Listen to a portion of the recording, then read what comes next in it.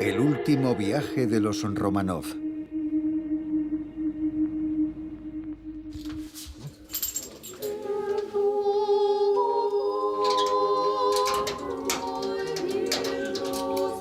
Para cualquier ruso es emocionante poder sumergirse en los archivos de su país para investigar su historia y la de sus antepasados. La de mi familia rusa está en unas cajas en los sótanos de los archivos nacionales. El final de nuestra historia en este país coincidió con el final de la del zar Nicolás II el 15 de marzo de 1917. Aquel día, el emperador de todas las Rusias hizo bascular al mundo hacia una nueva época. Este es el acta de abdicación del trono de Rusia de Nicolás II, firmada por él. Declaramos, por el bien del pueblo, nuestra voluntad de abdicar del trono del Estado ruso y de librarnos del poder supremo. Como no queremos separarnos de nuestro adorado hijo, legamos nuestra herencia a nuestro hermano el gran duque Michael Alexandrovich y le damos nuestra bendición para acceder al trono del Estado ruso. Un mes antes, la llamada Revolución Burguesa de febrero había hecho tambalear el trono. Para evitar que todo se desmoronase, el gobierno provisional y los jefes de los ejércitos exigieron su marcha. Estos dos parlamentarios, Chulgin y Guchkov, consiguieron que firmase con lápiz en la parte inferior de la hoja. Cuando Nicolás II firmó, mi tatarabuelo no debía estar muy lejos. En aquel momento, el príncipe Vasily Dolgorouki era el jefe de la casa militar del zar. Cuando los generales le empujaron a abdicar, no se dieron cuenta, ni él tampoco, de que al firmar el acta estaba firmando la sentencia de muerte de la monarquía. Él pensaba que abdicar no tenía importancia. Nadie tenía experiencia en política. No comprendían que suponía el fracaso de la antigua forma de gobernar. Era el desmoronamiento total. Rusia y Europa no volverían a ser las mismas. La familia Romanov, en compañía de mi antepasado, emprendió un largo viaje que acabaría bañado en sangre el verano de 1918, 17 meses más tarde.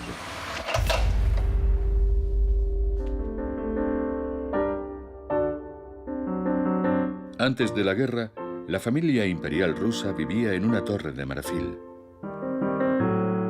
Nicolás tenía 4 hijas: María, Olga, Tatiana y Anastasia. Su mujer de origen alemán, Alejandra, de soltera a Hesse-Darmstadt, también le había dado un hijo, Alexei, al que adoraba. Un niño sensible y frágil, hemofílico, al que protegía como a la niña de sus ojos. Desde principios de siglo, Rusia rugía, protestaba y a veces se sublevaba. En 1905 estalló una revolución que fue abortada. Desde entonces la familia real se instaló en el Palacio de Alejandro, en Tsarskoye Selo, a 20 kilómetros de San Petersburgo.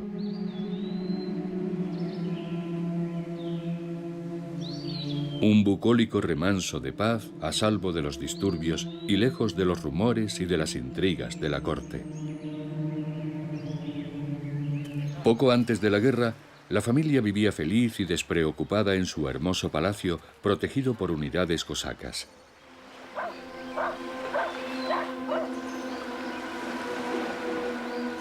Desde allí, mi tatarabuelo Vasily, con su gran bigote, cuidaba de este pequeño mundo a salvo de las amenazas que se cernían.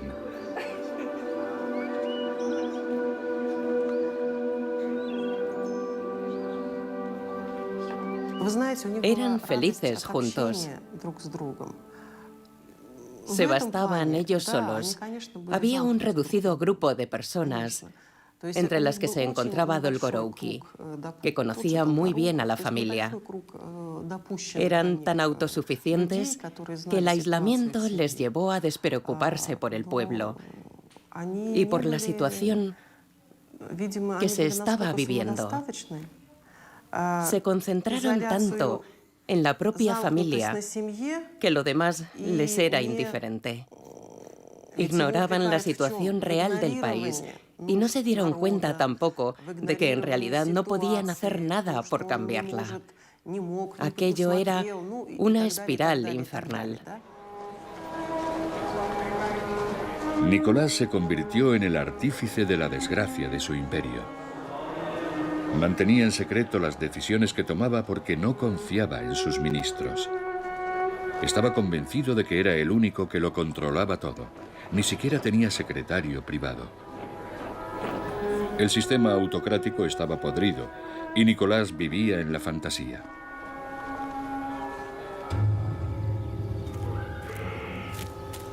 Solo veía a campesinos felices de trabajar en el campo. Pensaba que el pueblo estaba modelado en el respeto al trono y que la Iglesia se sacrificaría por el soberano ortodoxo.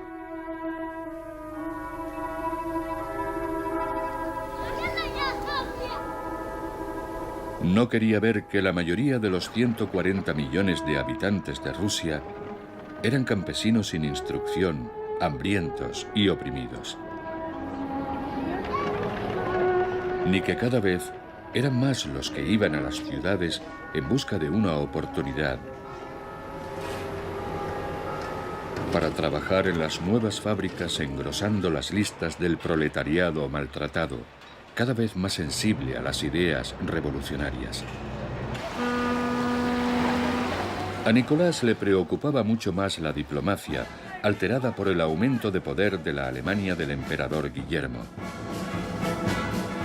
Nicolás era primo de Jorge V y amigo del presidente Poincaré, así que se decantó por la Triple Entente: Rusia, Francia y Gran Bretaña.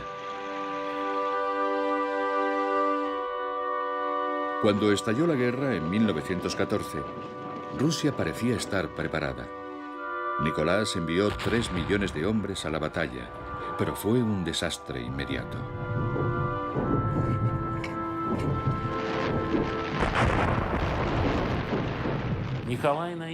Nicolás creía ingenuamente que iba a poder resolver el problema alemán en 2 o 3 meses, que la victoria sería fácil. Pero se desengañó después de los primeros grandes combates y tras las primeras grandes derrotas. Además, la producción de armas era totalmente insuficiente. Rusia se batía en retirada. Para salvar la patria, Nicolás II decidió tomar el mando del ejército.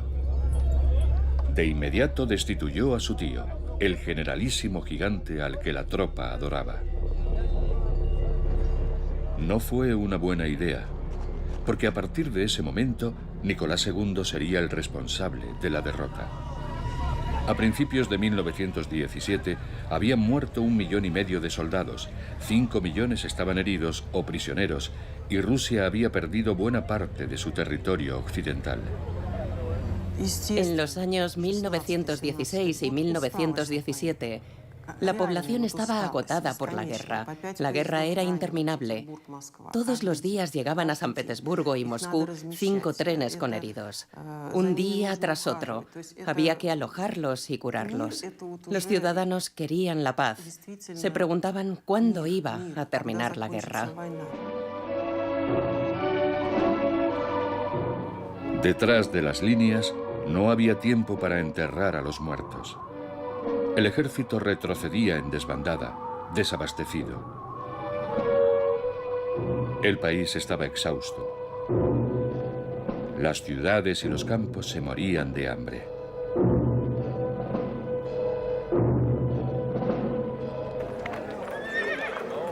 En febrero de 1917, Las revueltas del pan llevaron a los socialistas moderados al poder. Lenin y los bolcheviques esperaban su momento mientras organizaban revueltas y golpes de Estado.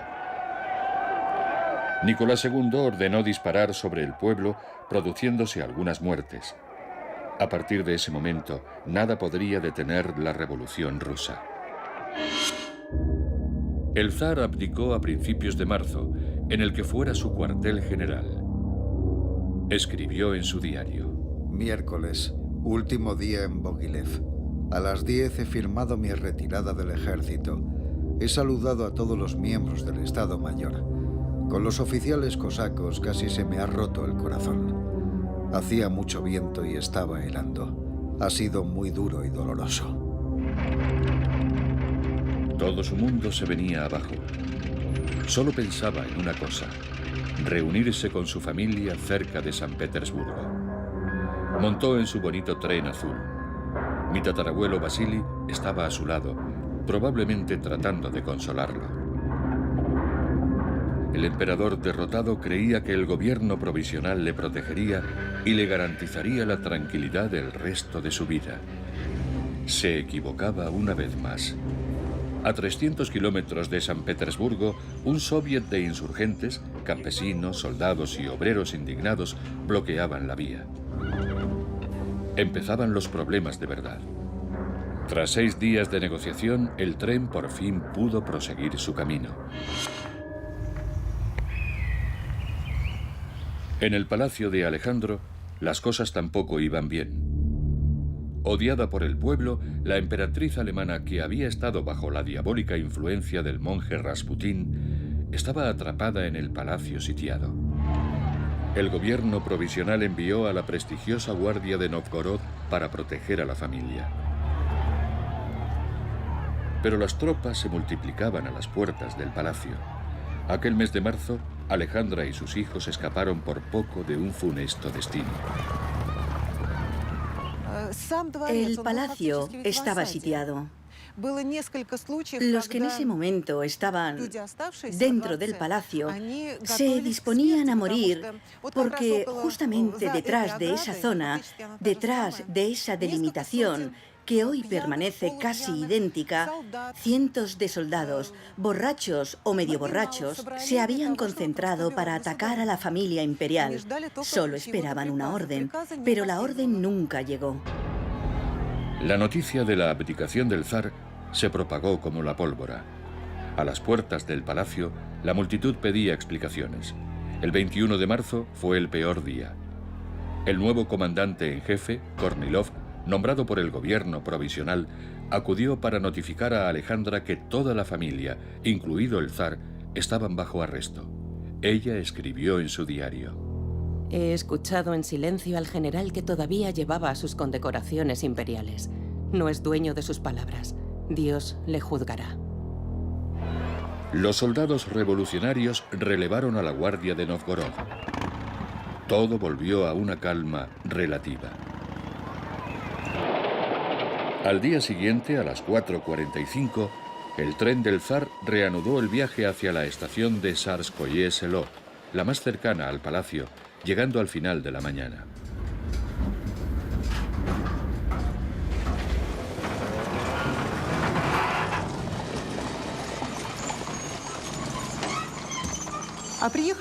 Llegaron el 22 de marzo de 1917 a las 11:30 de la mañana a la estación de Tsarskoye Selo, que es esta en la que estamos ahora. Solo había un coronel esperando al soberano y a su séquito. En cuanto el tren paró, todos los que acompañaban a Nicolás en el viaje saltaron al andén y huyeron como conejos en todas las direcciones. El único que descendió del vagón dignamente junto a Nicolás fue Vasily Dolgorouki. Fue el único que permaneció a su lado. Le acompañó al palacio de Alejandro y ya nunca lo abandonó. Subieron a un coche y se dirigieron al palacio de Alejandro. El zar no sabía con precisión cuál era su situación, pero le informaron al llegar. Estaban todos bajo arresto, tanto la familia como los que la acompañaban. entre ellos mi tatarabuelo Vasily. En las habitaciones no había cambiado nada, pero les habían cortado la luz y el agua. Caminaban para calentarse. Era el mes de marzo. Hacía mucho frío y tenían que romper el hielo de estos estanques para tener agua. No les quedaban provisiones. Nadie les abastecía. Vivían literalmente de minúsculas raciones, porque en el palacio todavía quedaba mucha gente. Era como estar en una cárcel. El final del invierno fue muy crudo. La temperatura llegaba a los 40 grados bajo cero. Había que racionar las escasas reservas para evitar el hambre a la familia y a su reducido entorno. Los representantes del imperio tenían ampollas en las manos, obligados a trabajar el hermoso parque transformado en huerto. Los guardianes, elegidos por el gobierno provisional en las guarniciones de San Petersburgo, no eran ajenos a la propaganda bolchevique que invadía la capital y se burlaban de ellos. A veces mostraban un resto de devoción y posaban junto al zar. Tan temido en otro tiempo, se había transformado en un hombre bonachón y afable. Y siempre bajo la atenta vigilancia de mi buen tatarabuelo Vasily Dolgorouki, con su bigote tembloroso y su uniforme impecable. En primavera solo quedaban unos pocos fieles en el palacio. Mi tatarabuelo era uno de ellos, a la izquierda en esta foto. Otras personas con autorización para quedarse eran la madre y su nuevo marido, el preceptor de la familia imperial y 3 damas de compañía de la zarina. Una de ellas, Ana Virubova, escribió: He mirado por la ventana. En el jardín que rodea al palacio estaba el emperador de todas las Rusias con su fiel amigo el príncipe Dolgorouki. Le rodeaba un grupo de 6 soldados armados que con el cigarrillo en la boca empujaban al emperador como si fuera un delincuente. «No puede ir por ahí. Haga lo que le decimos», gritaban. Sorprendentemente, la familia imperial obedecía sin rechistar. De nuevo, Nicolás II parecía estar al margen de las contingencias de este mundo. La monarquía seguía siendo legal. Podría haber buscado ayuda, rebelarse, huir. Sin embargo, soportó con resignación todas las humillaciones. Incluso llegaron a prohibirles a Alejandra Fyodorovna y a Nicolás II comunicarse entre sí. No podían hablar en lengua extranjera, solo podían hablar en ruso. Les vigilaban continuamente, incluso cuando paseaban.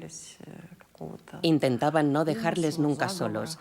Temían un pacto o un complot.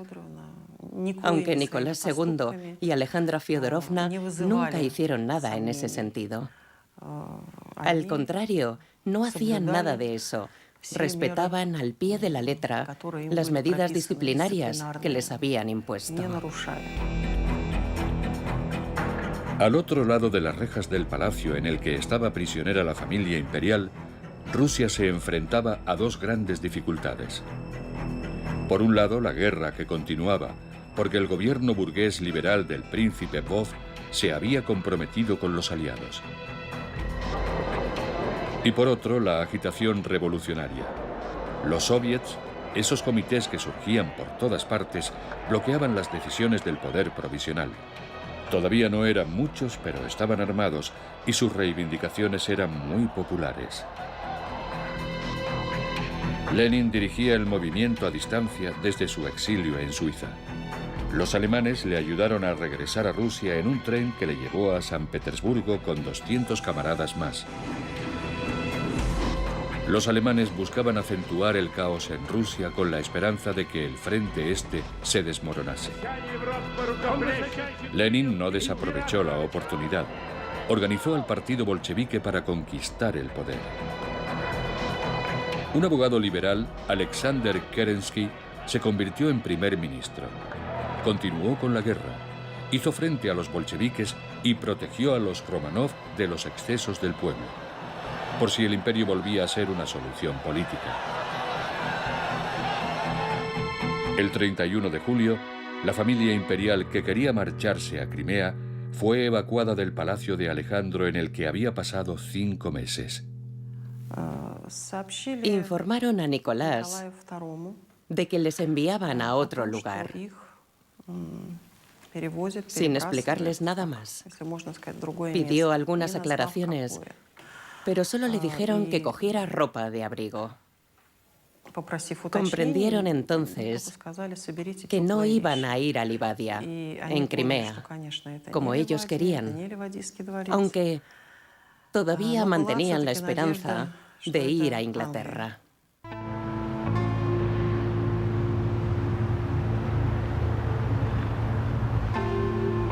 El exilio en Inglaterra para los Románov era una evidencia familiar y política. Jorge V estaba sólidamente instalado en Buckingham, seguro que tendería la mano a su querido primo Nick. Antes de la guerra, las dos familias se veían mucho, como todas las monarquías de Europa, enmarañadas con sus alianzas familiares. Nicolás y Jorge eran primos emparentados por la familia real danesa y mantenían una cálida correspondencia. Se parecían mucho entre ellos. Tenían un parecido increíble. Se cortaban la barba y los bigotes de la misma forma. Creo que intentaban parecerse todavía más. Pero el rey de Inglaterra, más realista y con frialdad, abandonó a su primo, el zar. Pese al afecto que sentía por su primo Nicolás II, Jorge V no quería que se asociara la monarquía británica con un déspota extranjero odiado por todos. Y el hecho es que toda Europa consideraba a Nicolás II como el mayor de los tiranos, que dirigía una gran potencia en ese momento. Sí, le gustaba decir somos primos, parecemos gemelos, pero en realidad estaba diciendo Nicolás, quédate en casa y que el destino decida tu suerte.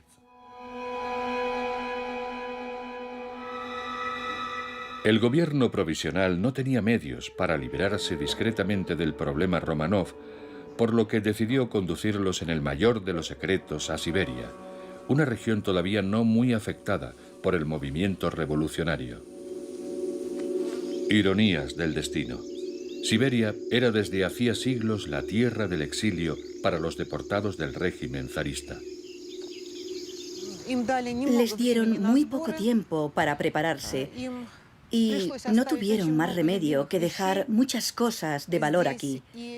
Para ellos, lo más difícil era que tenían que cortar con toda relación con San Petersburgo y con este palacio en Tsarskoye-Selo.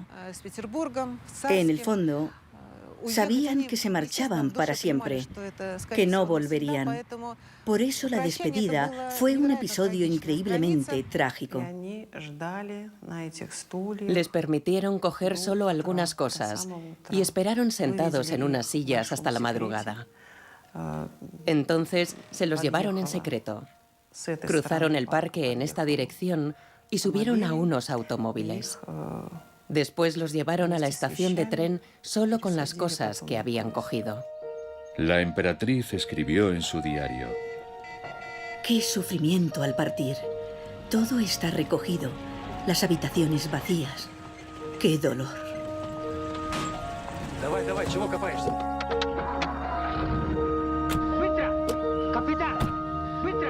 Al alba, unas 30 personas emprendieron el camino hacia el exilio interior.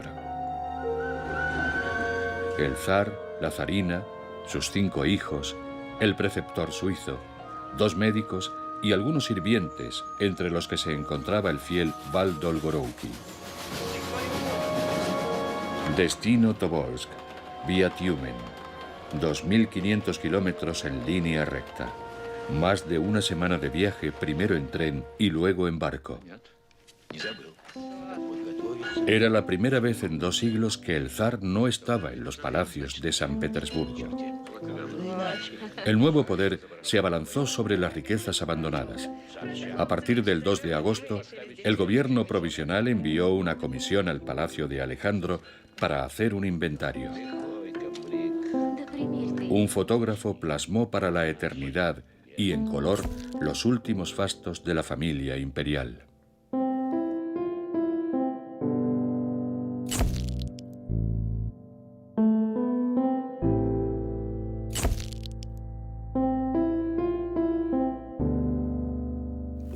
Le tenían mucho cariño al palacio de Alejandro.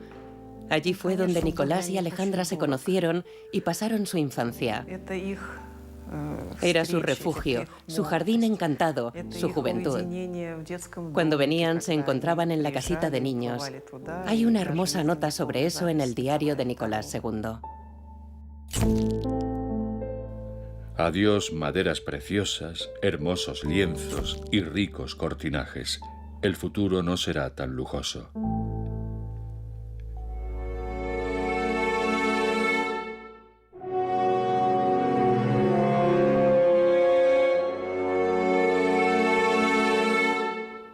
Aquí es donde iban a vivir.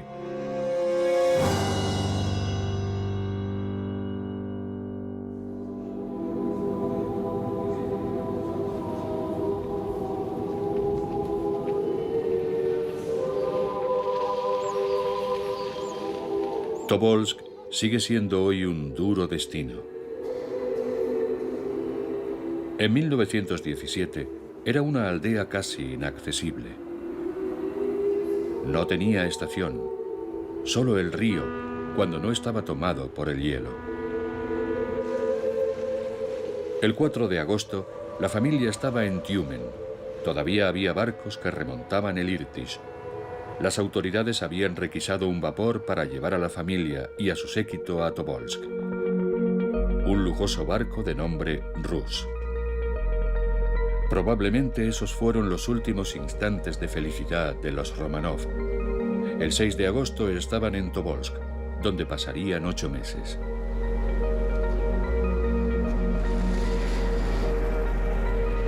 Val Dolgorouki desembarcó para reconocer el terreno. Se quedó pasmado. Por la noche escribió en su diario: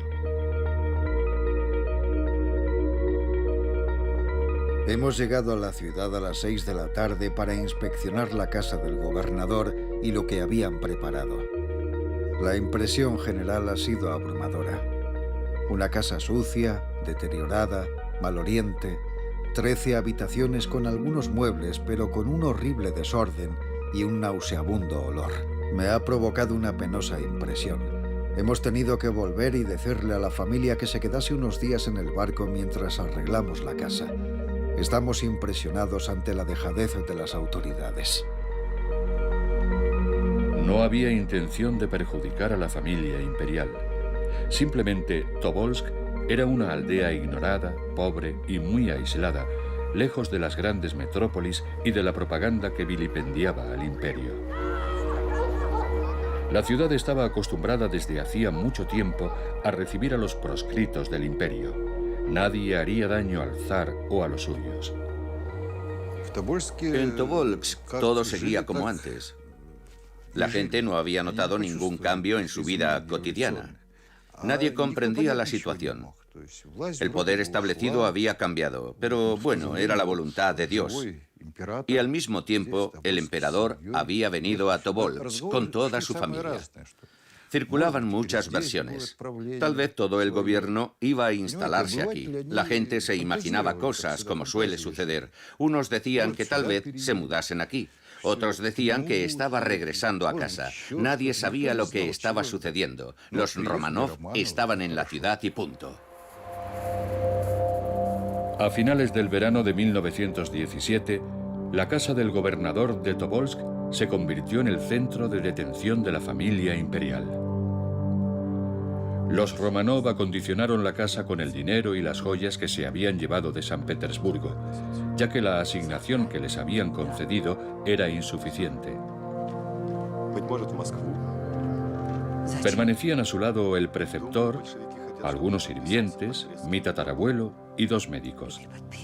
Y, por supuesto, algunos guardias.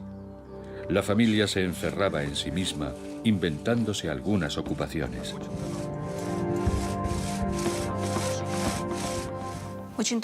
Es conmovedor ver las fotografías de los miembros de la familia imperial, sobre todo las que se hicieron aquí, en Tobolsk. Es de sobra conocido que el zarevich Alexei Nikolayevich y su preceptor Pierre Vilar hacían fotos. Hicieron muchas fotografías durante ese periodo.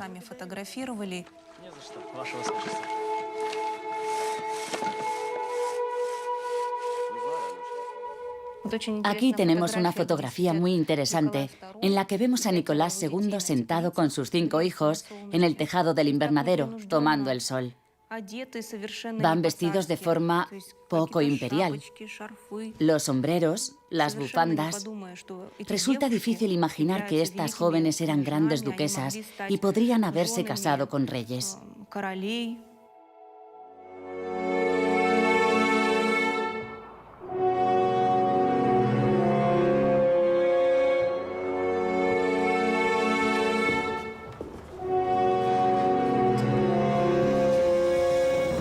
En Tobolsk, hoy solo quedan fantasmas y paredes. Pero la historia vuelve a ser bienvenida en Rusia. La ciudad está realizando obras de restauración en la casa para dejarla tal y como estaba en 1918. Quieren convertirla en museo.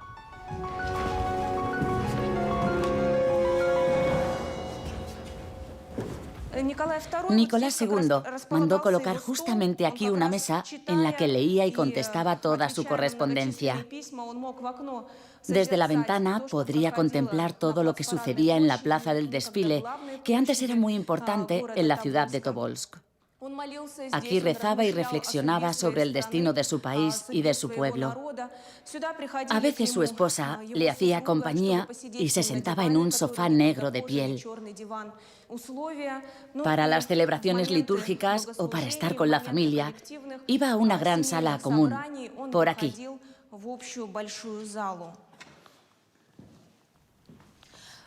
Al salir del despacho de Nicolás II, había una ventana que daba al balcón. La familia imperial solía pasar mucho tiempo en este lugar. Aquí había una puerta antes. Alejandra Fyodorovna estaba enferma, andaba con dificultad y casi siempre se movía en silla de ruedas. Al balcón podía acceder con su silla. En el mismo piso estaba el dormitorio de las princesas. Las 4 estaban instaladas en la misma habitación. Les habían puesto camas con somieres metálicos. Había muy pocos armarios, así que tenían sus cosas extendidas sobre unas sillas. Pero entre las jóvenes había buena armonía y vivían alegres. Prácticamente no había periódicos, pero el zar seguía con preocupación la evolución de los acontecimientos. Veía cómo el país se precipitaba a la ruina. Aquel otoño fue la primera vez que dijo arrepentirse de su abdicación, un sentimiento que ya nunca le abandonaría. El 7 de noviembre de 1917 se lanzaron los dados de la historia. La Revolución de Octubre triunfó. El Palacio de Invierno, símbolo de una época pasada, cayó en manos de los bolcheviques sin hacer un solo disparo. Los soviets de obreros, campesinos y soldados tomaban las calles. Nadie se les resistía. Todos compartían sus reivindicaciones. La tierra para los campesinos, las fábricas para los obreros y sobre todo la paz para los pueblos. El proyecto político comunista todavía era algo vago, pero el poder de sus palabras y la fuerza de sus sueños permitieron que un grupo de revolucionarios conmocionara al mundo. ¿En qué consiste el poder soviético? ¿Cuáles son los objetivos del nuevo poder? La paz era el objetivo más fácil de alcanzar. Simplemente, Lenin ordenó un armisticio unilateral, desentendiéndose de los compromisos adquiridos con sus aliados, Francia y Gran Bretaña. A finales de noviembre de 1917 estalló la guerra civil. La paz con Alemania era vital para los nuevos amos del país que tendrían que defender la revolución. Para los Romanov no había marcha atrás. Cuando llegaron los bolcheviques todo cambió. Quitaron a los guardias que había y los sustituyeron por sus hombres. Estos empezaron a humillar a la familia imperial. A partir de entonces, los Románov fueron tratados como presos comunes. Los carceleros les mencionaban constantemente el inminente juicio. La familia sufría insultos y vejaciones. Val Dolgorouki llegó a suplicar al zar que se quitase las sombreras para evitar incidentes con los guardias aleccionados por los soviets. Mi tatarabuelo también se enfrentó a los guardias, que se tomaban demasiadas libertades con las princesas. El recinto en el que estaba encerrada la familia imperial planteaba un angustioso problema. Solo había un pequeño patio cercado por una valla para que nadie les pudiera ver. Los niños se cansaban y enfermaban a menudo. Nicolás y Alejandra no tenían ganas de nada. Casi no tenían nada que comer y con el paso del invierno las esperanzas languidecían. La nobleza y la iglesia, pilares del zarismo, se habían esfumado y las grandes dinastías europeas se tapaban los oídos. El preceptor de los niños que seguía con ellos escribió a principios de abril de 1918. Estamos todos en estado de angustia mental. Pensamos que todos nos han olvidado. ¿Es posible que nadie levante un dedo para salvar a la familia imperial? ¿Dónde están los que permanecen fieles al zar? ¿Por qué tardan tanto?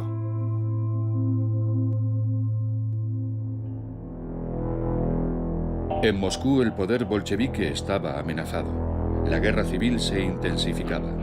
El ejército rojo se estaba reorganizando y Lenin se dio cuenta de que los Románov podrían convertirse en el estandarte de la contrarrevolución blanca que se extendía con el apoyo de los exaliados traicionados. Los incidentes de la revolución, la intervención checa, la guerra civil que empezaba, todo esto cambió por completo el curso de los acontecimientos. La solución para poner a los Románov fuera del alcance del ejército blanco se le ocurrió al que por aquel entonces era la mano derecha de Lenin, Yakov Sverdlov. Decidió conducirlos a los Urales, a Ekaterimburgo. Lenin lo aprobó, pero no firmó nada. A principios de abril, Nicolás fue informado de que la familia iba a ser trasladada y de que él sería el primero. El destino era desconocido. Nicolás no quería marcharse solo, pero no tenía elección. Su hijo no podía caminar porque se había caído por las escaleras. Los bolcheviques se negaban a que toda la familia viajara en el mismo tren. Tenían que recorrer más de 600 kilómetros en medio del caos de la revolución y de la guerra civil.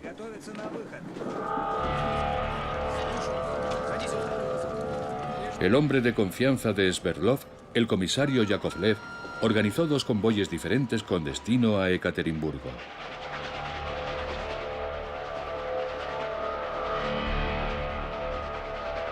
En el primer tren, Nicolás escribió: A las 4 de la madrugada nos hemos despedido de nuestros queridos hijos. Yo estaba con Yakovlev, Alejandra estaba con María y Val Dolgorouki estaba con Botkin. La temperatura era glacial y el viento era muy desagradable.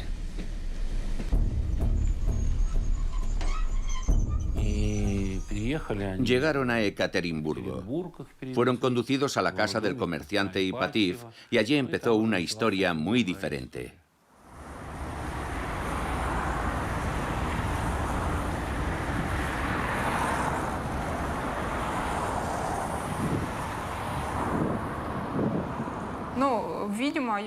Probablemente eligieran Ekaterimburgo porque en esa ciudad había destacamentos bolcheviques muy sólidos. Ekaterimburgo era el epicentro de las fábricas de los Urales y en estas fábricas había presos criminales.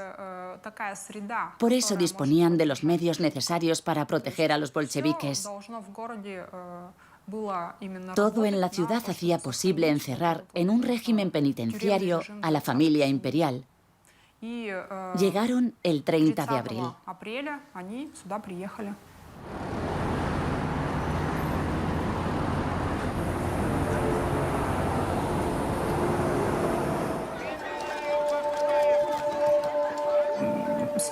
Los sacaron del tren y los metieron en un coche porque habían escuchado que en la estación se había concentrado un gran número de personas que querían ajustar cuentas con el emperador Nicolás.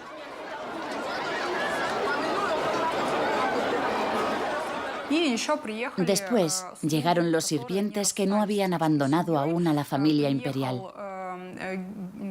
Y también el general Dolgorouki, junto con el oficial Tatishev. Pero a ellos los separaron inmediatamente y los enviaron a prisión. Para alojar a la familia imperial, el Soviet de Ekaterimburgo requisó la casa Ipativ en el centro de la ciudad, prometiéndole al propietario que la recuperaría enseguida. Se sobreentiende que los Romanov no iban a permanecer mucho tiempo en ella. Hoy seguimos sin saber con precisión cuáles eran las intenciones de Lenin y del partido bolchevique para con la familia. Rehenes, moneda de cambio, es un secreto de Estado, eliminado igual que la casa Ipativ, que fue derribada en los años 60. Solo tenemos reconstrucciones. A principios de 1918, la vivienda estaba cercada por una doble empalizada. Había ametralladoras en el tejado y centinelas por todas partes. El 30 de abril, la puerta se cerró. Nicolás y su pequeño séquito esperaron durante un mes la llegada del resto de la familia. La familia tomó el tren a finales de mayo. Los niños, un médico y el preceptor que hizo las que serían las últimas fotos de los Romanov vivos. En ellas se ve a la pequeña Anastasia, al zarevich Alexei y a Olga. El 23 de mayo Nicolás II escribió: Esta mañana nos han anunciado gradualmente que los niños estaban a unas horas de la ciudad, que habían llegado a la estación y por fin que acababan de traerlos a casa. Qué alegría más grande he sentido al volverlos a ver y a abrazarlos después de 4 semanas de separación e incertidumbre. Últimos momentos de felicidad. Tras estas paredes, el zar y los suyos desaparecieron definitivamente de los ojos del mundo.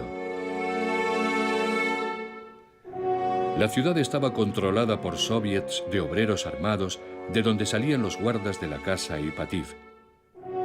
Su jefe era un agresivo hombre que solo se dirigía al zar vencido para llamarle bebedor de sangre. Prisioneros y guardias compartían el mismo piso en torno al comedor. Nicolás II estableció un despacho en el salón. Las habitaciones no tenían puertas, según los guardias, por razones de seguridad. Unos guardias que permanecían de pie, mientras los últimos criados servían lo poco que había para cenar a los Romanov. Las 4 hermanas dormían juntas y el príncipe heredero y sus padres en la habitación contigua. No tenían ninguna intimidad.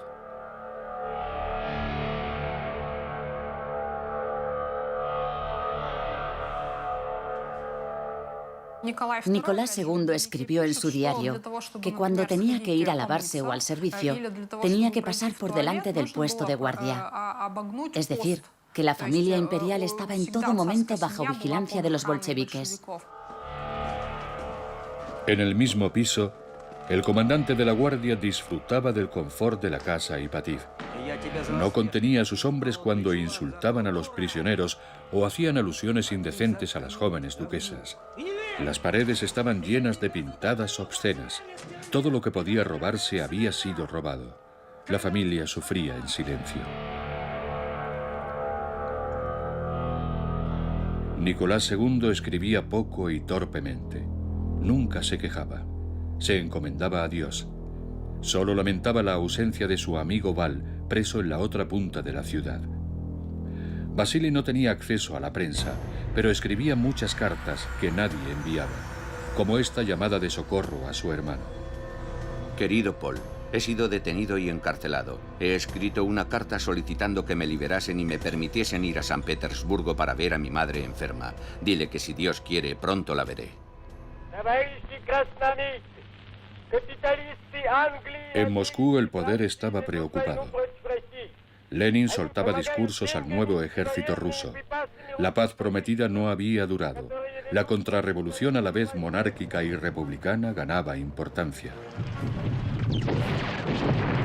De nuevo, Caos, matanzas y terror. Abusos blancos contra delitos rojos.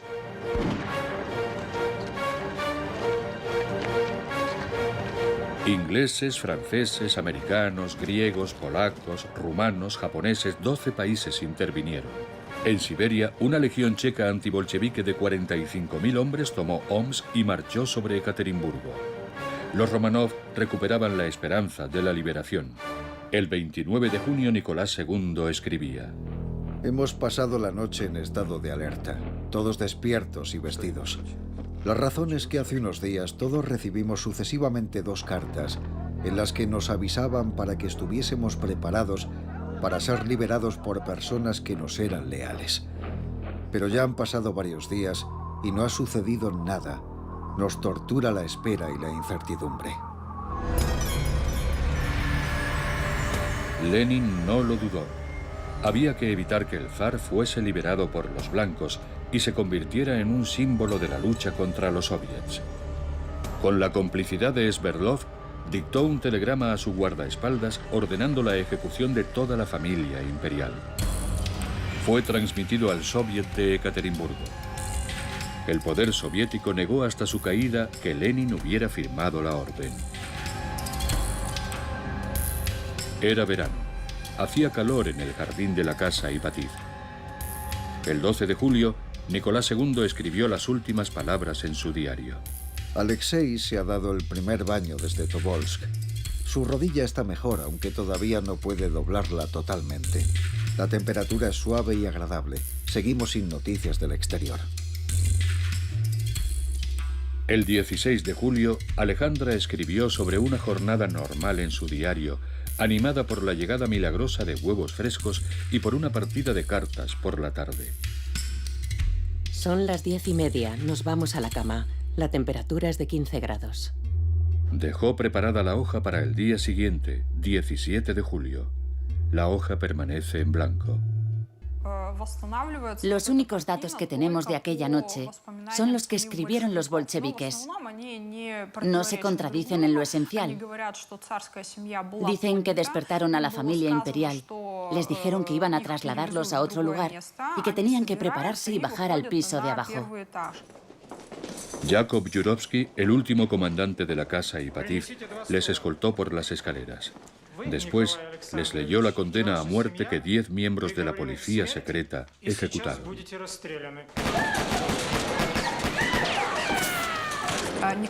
Nicolás murió de un único disparo y se desplomó rápidamente. Alejandra Fyodorovna recibió 2 disparos. Las hijas permanecieron vivas bastante tiempo porque llevaban cosidas a la ropa joyas con diamantes y otras piedras preciosas que las protegieron. En cuanto al zarevich Alexei, los documentos hablan de que tardó bastante en morir. La legión checa llegó demasiado tarde. Pudo grabar las imágenes del lugar de la masacre, pero no encontró los cuerpos de las víctimas. Los asesinos cargaron en un camión los cuerpos del zar, su esposa, sus 5 hijos y los 4 últimos sirvientes. Un pelotón se encargó de hacerlos desaparecer. Los 11 cuerpos fueron descuartizados y quemados. Los rociaron con ácido y los enterraron en este bosque, en un lugar llamado la Pradera del Cerdo.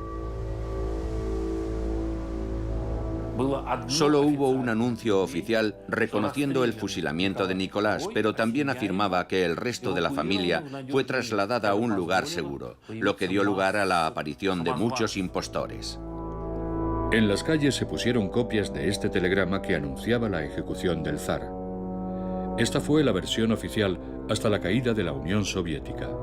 Hubo que esperar hasta 1991 para que el presidente Boris Yeltsin autorizara las exhumaciones. Los historiadores no tienen duda, toda la familia imperial fue ejecutada. Se han identificado todos los cuerpos. Hoy, en el terreno de la casa Ipatiev, se alza una catedral que se ha convertido en un lugar de peregrinaje para la Iglesia Ortodoxa. Nos hemos reunido para celebrar una gran fiesta eclesiástica, hace 100 años se cometió aquí un crimen terrible. Actualmente la Iglesia Ortodoxa rusa ha canonizado al zar y a toda su familia. Desde 1917 hasta la caída de la Unión Soviética se abstuvo prudentemente. El zar y toda su familia fueron torturados hasta la muerte, asesinados, descuartizados y quemados.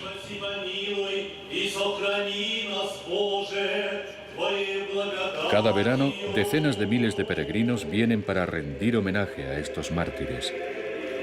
La noche del 17 de julio van en romería desde la iglesia hasta la pradera del Cerdo, a 20 kilómetros.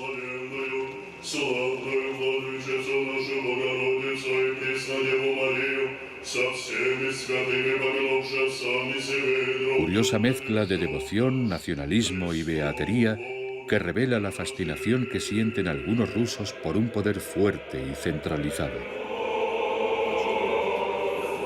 Pero nunca nadie ha movido un solo dedo para encontrar a Val Dolgorouki. Lo único que se sabe es que fue ejecutado en un bosque una semana antes de la masacre de la casa Ipatir.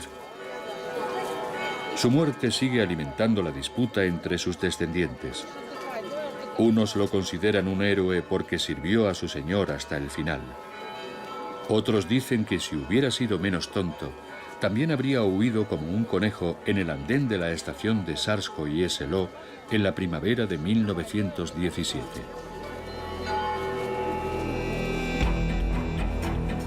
En mi familia nunca se resolverá esta discusión. Somos incapaces de refugiarnos en las creencias de los nuevos zaristas. Así que, sencillamente, vamos a abrir un nuevo siglo de disputas familiares.